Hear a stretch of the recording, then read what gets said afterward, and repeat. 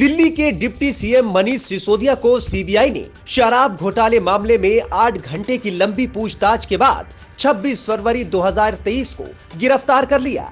CBI का कहना है कि 2021-22 के लिए आबकारी नीति तैयार करने और कार्यान्वयन दोनों में गड़बड़ियां थी और उसका मकसद आप से जुड़े लोगों को कथित तौर पर लाभ पहुंचाना था। सीबीआई का कहना है कि जांच अधिकारी सिसोदिया के जवाब से संतुष्ट नहीं थे और सिसोदिया जांच में सहयोग नहीं कर रहे थे, जिसके चलते उन्हें गिरफ्तार किया गया। उधर मनीष सिसोदिया की गिरफ्तारी को लेकर आम आदमी पार्टी और भारतीय जनता पार्टी के बीच जुबानी जंग का दौर शुरू हो चुका है। मुख्यमंत्री अरविंद केजरीवाल ने मनीष सिसोदिया का बचाव करते हुए कहा है कि उप मुख्यमंत्री निर्दोष है और उनकी गिरफ्तारी गंदी राजनीति है। वहीं बीजेपी ने सिसोदिया की गिरफ्तारी पर तंज कसते हुए कहा है कि सिसोदिया दुनिया के एकमात्र शिक्षा मंत्री हैं जो शराब घोटाले में शामिल होंगे और ये पूरा प्रकरण आंख खोलने वाला और चौंकाने वाला है। आइए अब जरा ये जान लेते हैं कि जिस मामले में सिसोदिया की गिरफ्तारी हुई वो शराब घोटाला है क्या।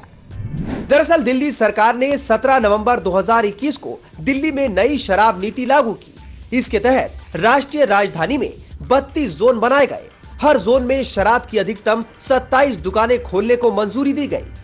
नई शराब नीति के तहत सभी शराब की दुकानों को निजी हाथों में दे दिया गया।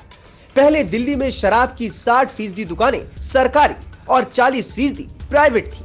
अब सरकार ने सारी दुकानें प्राइवेट करने के पीछे तर्क दिया था कि इससे 3500 करोड़ रुपए ज्यादा राजस्व प्राप्त होगा।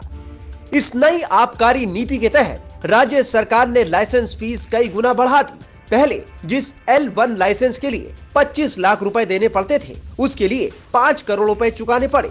दूसरी श्रेणियों में भी लाइसेंस फीस के लिए ज्यादा कीमत चुकानी पड़ी। आप सरकार के मुताबिक इस नई नीति का मुख्य मकसद काला बाजारी को रोकना था, राजस्व में वृद्धि करना और उपभोक्ता अनुभव में सुधार करना था। इसके तहत शराब की होम डिलीवरी दुकानों को देर रात 3 बजे तक खुले रहने की अनुमति दी गई। इसमें शराब की दुकान वाले असीमित छूट भी दे सकते हैं। आप सरकार ने नई नीति से राजस्व में 27% के इजाफे के साथ करीब 8,900 करोड़ रुपए प्राप्त होने की जानकारी दी। हालांकि जल्द ही इस नई आबकारी नीति पर सवाल उठने लगे। दिल्ली के शीर्ष नौकरशाह की एक रिपोर्ट में दिल्ली सरकार पर बड़े शराब कारोबारियों को फायदा पहुंचाने के मकसद से नियमों को बदलने का आरोप लगाया गया। सबसे पहले दिल्ली पुलिस की आर्थिक अपराध शाखा ने इस मामले में कथित गड़बड़ियों की जांच शुरू की और फिर इसके बाद दिल्ली के उपराज्यपाल वीके सक्सेना ने इस मामले में सीबीआई जांच की सिफारिश कर दी। इसके कुछ ही वक्त बाद दिल्ली के आबकारी मंत्री का अतिरिक्त प्रभार संभाल रहे मनीष सिसोदिया ने आबकारी नीति रद्द करने का ऐलान करते हुए आरोप लगाया कि बीजेपी शराब कारोबारियों को डराने के लिए अपने नियंत्रण वाली जांच एजेंसियों का उपयोग कर रही है।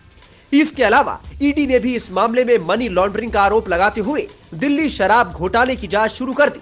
एजेंसियों ने दावा किया कि साउथ ग्रुप नामक एक शराब लॉबी ने इस मामले में गिरफ्तार एक शराब कारोबारी के जरिए आपको गोवा के चुनाव अभियान के लिए कम से कम 100 करोड़ रुपए की रिश्वत पहुंचाई।